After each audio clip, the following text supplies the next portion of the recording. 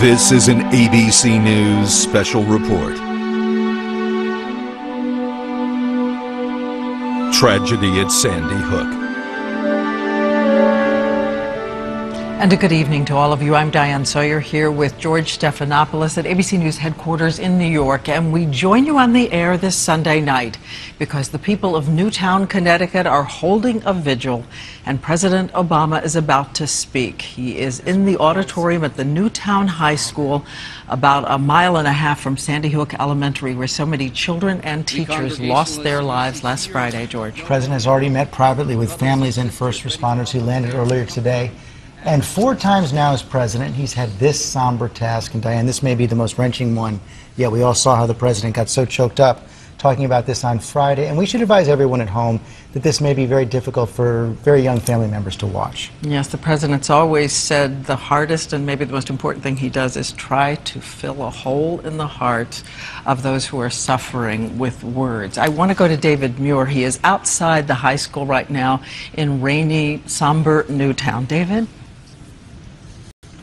Really appropriate, in fact, Diane, the atmosphere out here. It's a rainy, cold night here in a town that needed the president to come. In his role as comforter-in-chief, as a father himself, I can tell you that he met with the families of the victims here before going to that auditorium. The high school is right here behind me, and that auditorium is full tonight. Before the president walked in, there was applause in that room, and when we saw the images, we realized it was the first responders. The community members were thanking for all of their work in the first 24 to 48 hours afterwards, as we know. And I can tell you from being here all weekend long that there are really 2 kinds of pain being felt here in this community. First, the families, the parents of those 20 children, the mothers and fathers whose children did not come home from school, out of that elementary school that day, and their loss. And then there's the pain of the community at large, and so many mothers and fathers that I've talked to say they feel a guilt because they're able to hold their child's hand, they're able to hug their children.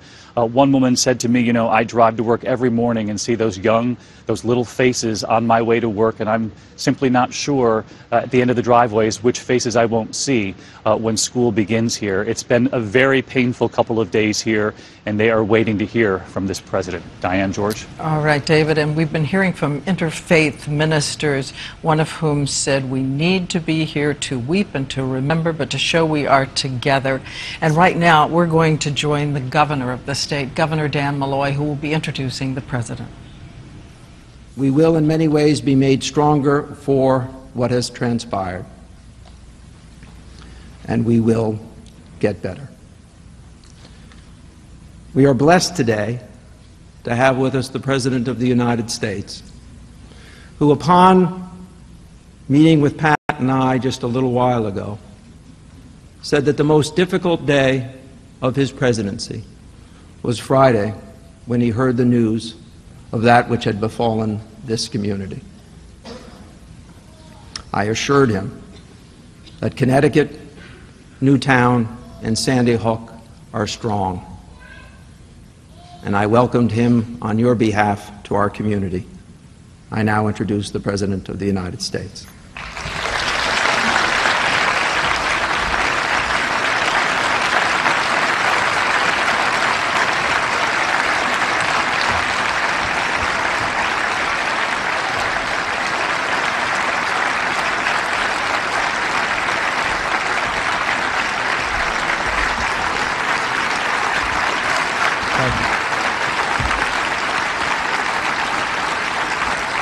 Thank you.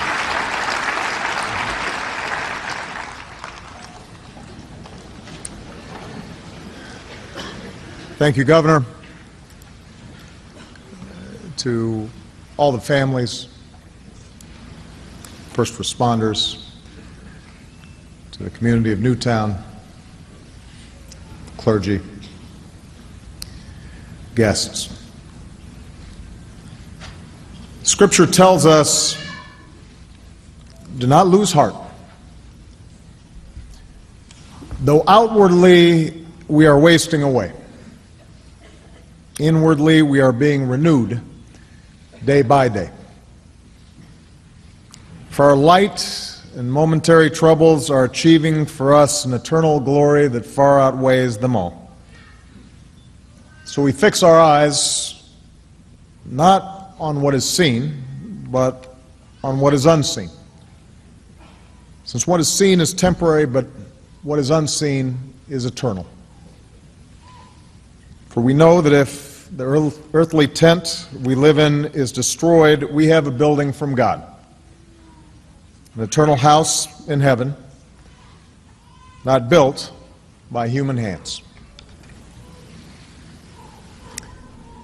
We gather here in memory of 20 beautiful children and 6 remarkable adults. They lost their lives in a school that could have been any school,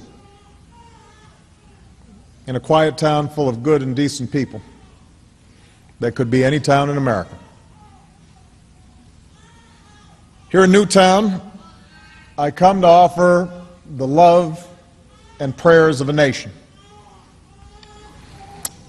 I am very mindful that mere words cannot match the depths of your sorrow, nor can they heal your wounded hearts. I can only hope it helps for you to know that you're not alone in your grief, that our world too has been torn apart, that all across this land of ours we have wept with you. We've pulled our children tight. And you must know that whatever measure of comfort we can provide, we will provide. Whatever portion of sadness that we can share with you to ease this heavy load, we will gladly bear it. Newtown, you are not alone. As these difficult days have unfolded, you've also inspired us with stories of strength and resolve and sacrifice.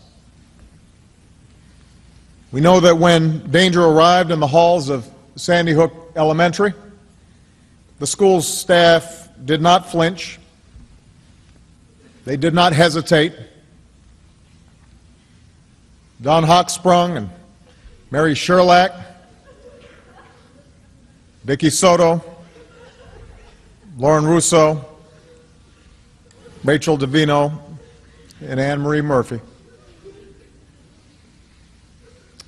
They responded as we all hope we might respond in such terrifying circumstances, with courage and with love, giving their lives to protect the children in their care. We know that there were other teachers who barricaded themselves inside classrooms and kept steady through it all, and reassured their students by saying, "Wait for the good guys. They're coming. Show me your smile." And we know that good guys came. The first responders who raced to the scene, helping to guide those in harm's way to safety and comfort those in need, holding at bay their own shock and their own trauma because they had a job to do and others needed them more. And then there were the scenes of the school children helping one another, holding each other, dutifully following instructions in the way that young children sometimes do. One child even trying to encourage a grown-up by saying, "I know karate, so it's okay, I'll lead the way out."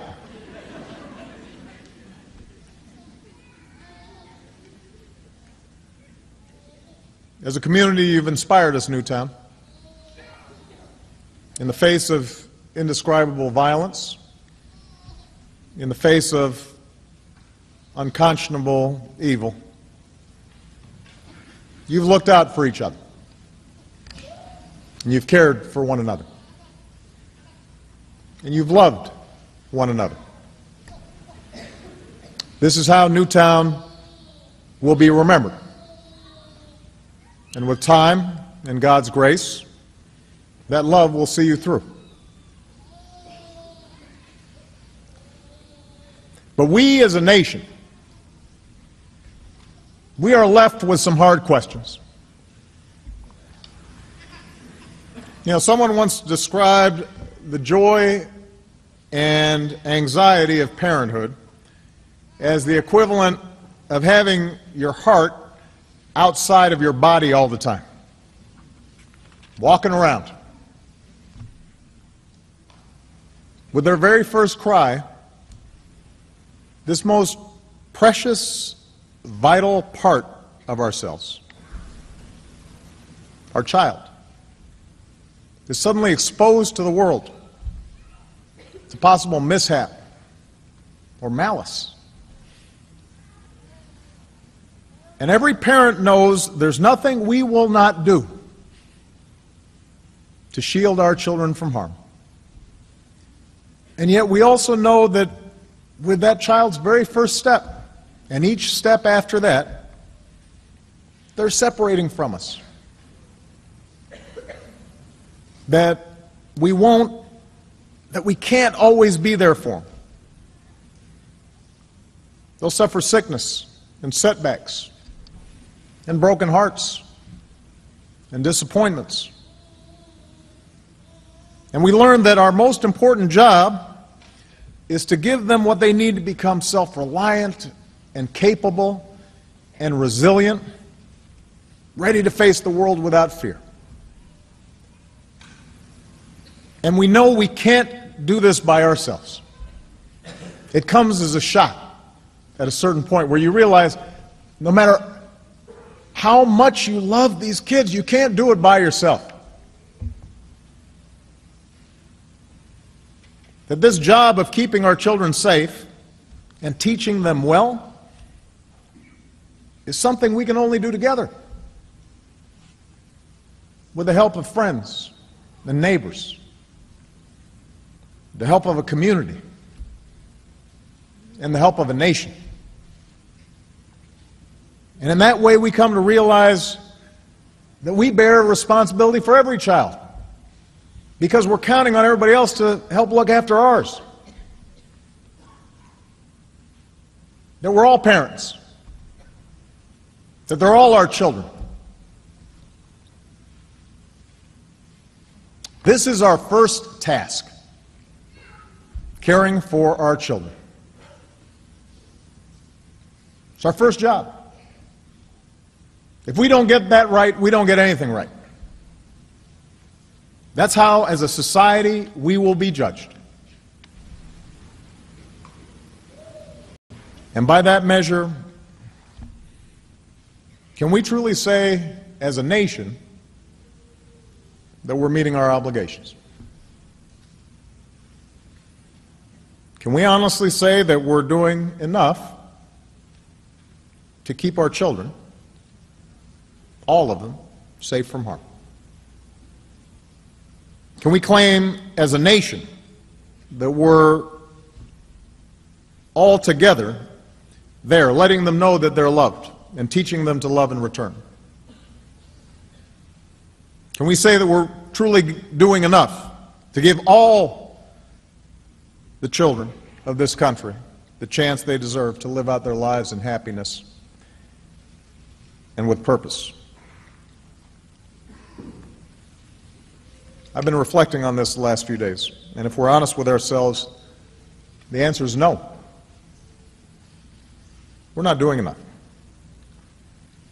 and we will have to change. Since I've been president, this is the fourth time we have come together to comfort a grieving community torn apart by mass shootings. Fourth time we've hugged survivors. The fourth time we've consoled the families of victims. And in between, there have been an endless series of deadly shootings across the country, almost daily reports of victims, many of them children, in small towns and big cities all across America. Victims whose, much of the time, their only fault was being in the wrong place at the wrong time.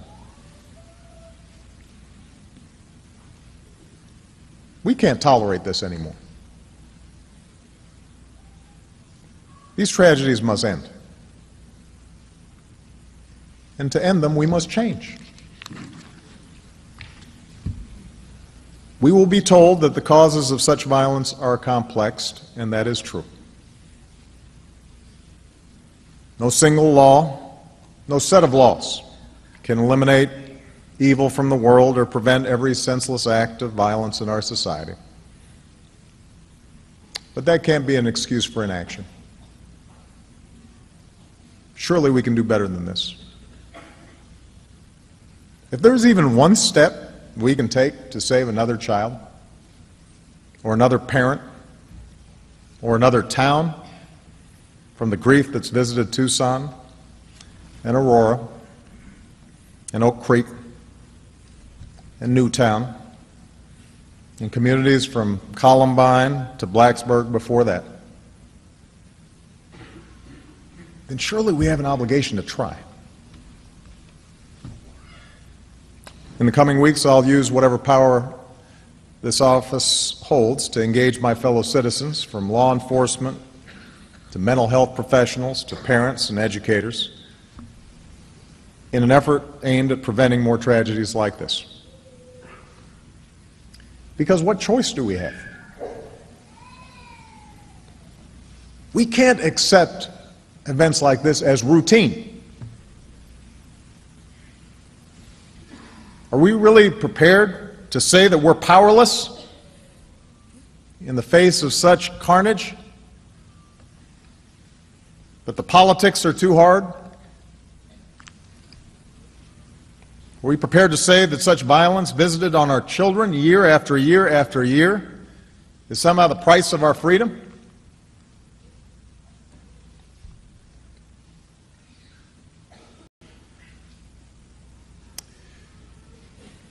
You know, all the world's religions, so many of them represented here today, start with a simple question. Why are we here? What gives our life meaning? What gives our acts purpose? We know our time on this earth is fleeting. We know that we will each have our share of pleasure and pain, that even after we chase after some earthly goal, whether it's wealth or power or fame or just simple comfort, we will in some fashion fall short of what we had hoped. We know that no matter how good our intentions, we'll all stumble sometimes in some way. We'll make mistakes, we'll experience hardships, and even when we're trying to do the right thing, we know that much of our time will be spent groping through the darkness, so often unable to discern God's heavenly plans. There's only one thing we can be sure of, and that is the love that we have for our children, for our families, for each other. The warmth of a small child's embrace. That is true. The memories we have of them, the joy that they bring, the wonder we see through their eyes, that fierce and boundless love we feel for them, a love that takes us out of ourselves and binds us to something larger. We know that's what matters. We know we're always doing right when we're taking care of them, when we're teaching them well, when we're showing acts of kindness. We don't go wrong when we do that. That's what we can be sure of. And that's what you, the people of Newtown, have reminded us.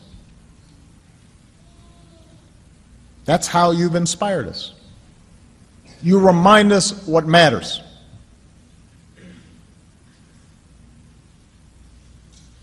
And that's what should drive us forward in everything we do, for as long as God sees fit to keep us on this earth. Let the little children come to me, Jesus said, and do not hinder them, for to such belongs the kingdom of heaven. Charlotte, Daniel,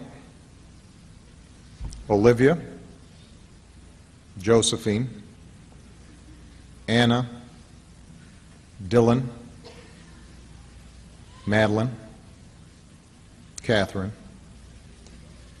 Chase, Jesse, James, Grace, Emily, Jack, Noah, Caroline, Jessica, Benjamin, Avliel, Allison.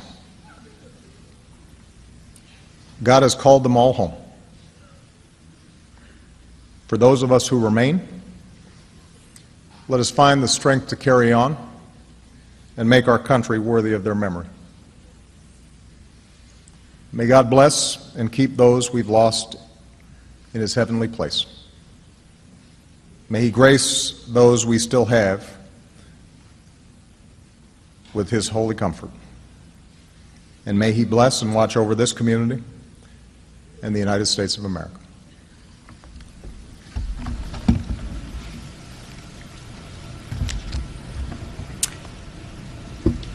Concluding his speech, a clearly emotional President Obama addressing the anguished community of Newtown, Connecticut, starting out by talking of their grief, saying, "Do not lose heart," quoting the scripture, "you are not grieving alone." But then turning George, he said to the hard questions, we will have to change.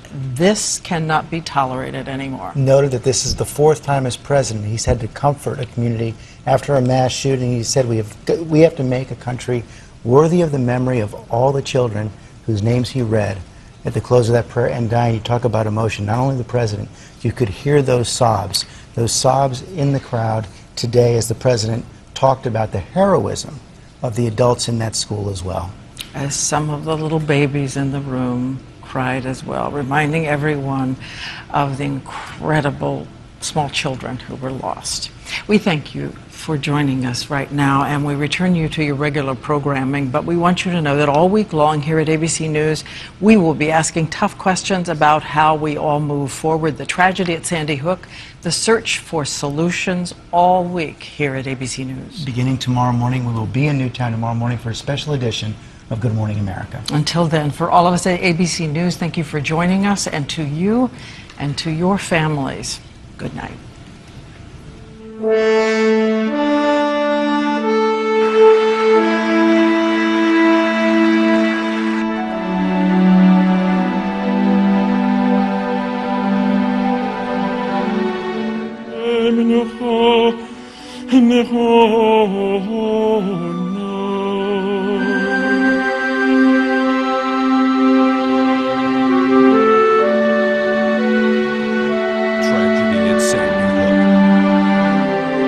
This has been a special report from ABC News.